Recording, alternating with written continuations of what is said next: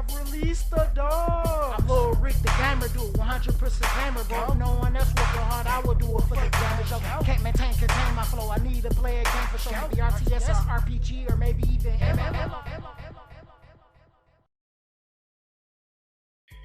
Gamer Dude 2088, and we're back for another Skylanders Ring of Heroes video. And today we're about to go back to Square One. I don't think I did that in the last video, did I? No, I didn't. Alright, epic fail there.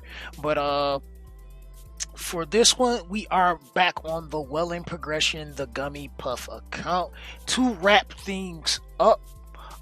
This one is funny because it was like at points with both accounts, one felt like it was doing more than the other, and then at other intervals, the other felt like it was doing more. But I think overall, this one was a lot better. What my dude Anabrax was saying, like in his videos about Wailing being easier than Beast, yes, big facts there. After doing this progression and really seeing doing Wailing is definitely 100 times easier than doing Beast, because you're dealing with that revenge mechanic in Beast, and you don't have that. At worst, you have the diminished stacks, but that won't be that big of a deal, even though they do hit really hard. They are really strong. So let's just go into our Skylanders here. Look at our main team. Everybody 4-star across the board. This is their stats. Looking pretty good. You see we have some pretty decent resistance here at 69%. We have 42 here.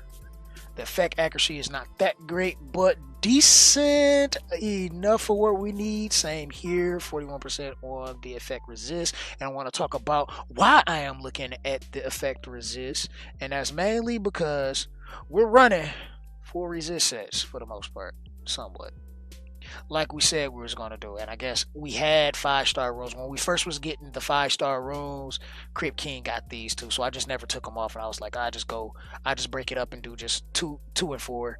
So that's kind of how that is. But you can see here rocking plus 15s on our 1, our 2, and our 6, and then everything else should be plus 12 for the most part. Same here with Hex. All this is from scenario farming. This straight out the Misty Bog, like I said we're going to do. I think it was a little different for Flashwing, since Flashwing was built to be tanky. So I think, yeah, 15. We left this one at 12.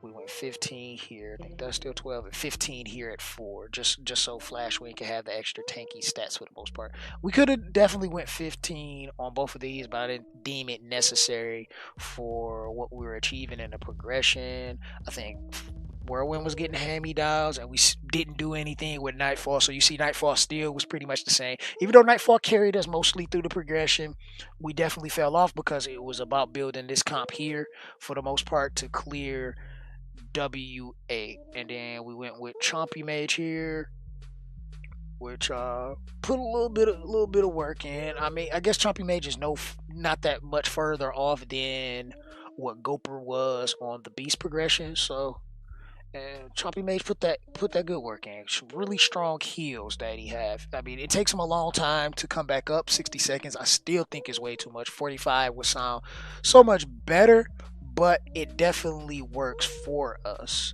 Now, unlike the Beast progression and the Wailing progression, we actually full autoed for our 3-star. Now, mind you, I was just running W8 on auto with 2 times speed because we was able to clear it, and I was just running it to see if we can farm rooms.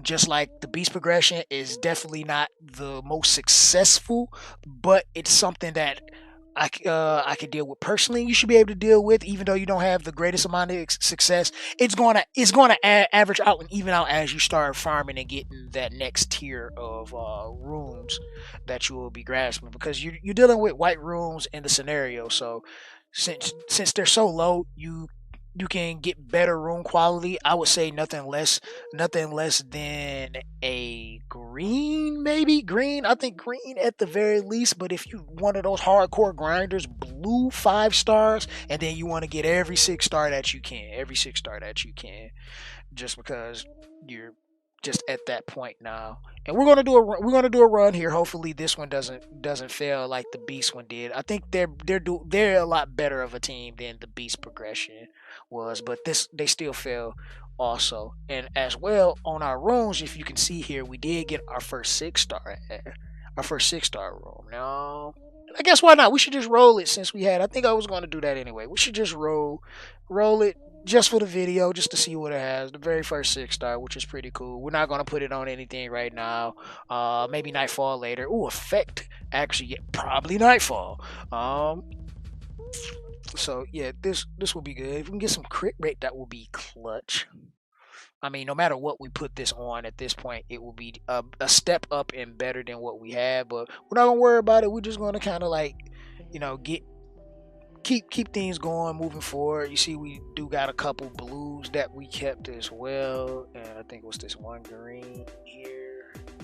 So, and then I think we got a bunch of rooms that we don't need anymore. So we're just gonna, let's take everything that's all the way down. We don't want any 4 stars anymore because you're at this point now. Because like once you're able to farm here, it's nothing that you will want 4 star period. Honestly, we can get rid of all these great 5 stars. We don't even need this because we had made it here and we can start farming there. And then we still got room for improvement. We can awaken 6 star Flash Wing. Same with Crypt King. It's going to be a little difficult with Hex because we do request for the Hex pieces and the guild and everything, and hopefully you can get lucky with an ED. Maybe a friend has an ED. If you're into begging people in chat when they pull them, maybe you can do that as well. I'm not a fan of the begging, but people want to get things done, so if that's something you want to do, you can also do that as well. And there's other people's discords and everything that kind of have that type of stuff that you could do. It's not personally my thing, but there is other avenues that you can go to get pieces for units like Hess that you can't get anywhere else. I'm not sure if they will keep the Master Eon's Guide active, but if it's not around and you're in the future watching this video, rip the dream. But I'm sure there'll be a whole nother host of things you can do for progression moving forward that way. So let's go ahead, check out a run and see how that is. Go ahead, full auto, let them do their thing. I don't think I have to click on anything for this team. They usually take care of the job really well. You're gonna see like this is like the buttercup because it melts. They just cut right through everything. It's just so smooth. So this Hex and Crypt King get the diminish up, everything just start melting just bit by bit. They just can't take it. It's too much damage. What's that? 900 a tick? What's that, like 900, 700 or something like that? A tick on the diminish. What? All right, so diminished ticks look like 918, like 900 a tick. That's a lot of damage to take in at once. A crazy amount of damage. You see, they just go through these waves way too easy. And don't die, Flash Wing with them really strong heals. And then imagine though, like Flash Wing heals get stronger as she like progress and level up. Like you get more HP.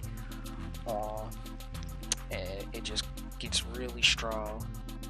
You see, they're looking pretty good so far. I'm thinking this might be a victory for us. See, I think we got something going here, and hopefully we can resist a little bit of the debuffs that the towers is going to apply. Yep, for the most part. Yep, we got a lot of resist popping up on the screen, so this is why we went with the resist up to help us, because his diminished ticks is just as powerful as our diminished ticks, if not stronger. But yeah, we got this here, and GG school. Alright, this was better than what the Beast did, and that's full auto, no hands available. My other hand is in my pocket, so I ain't even taking that one out though. The mouse is right here. See the mouse? Alright, so yeah, so that's it. Scenario rooms. You don't need to farm. You don't need to farm anything else. Hold on. Sell this. We don't want this. Sell this. We can back out.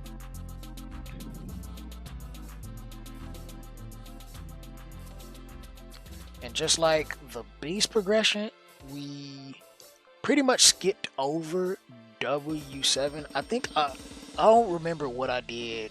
I think they 3-star, like the first time I did W7, they just automatically 3-star because they was just that much stronger, and they was just pretty much ready. They were just pretty much ready, and they was already that strong. So we went there one time, did it 3-star surprisingly, and then went straight to W8, which wasn't as pleasing the first time around. So we just went and grinded out till I felt like we was complete. It was just pretty much getting those runes and then getting them leveled to where I said we were gonna level them to in the beginning of the series.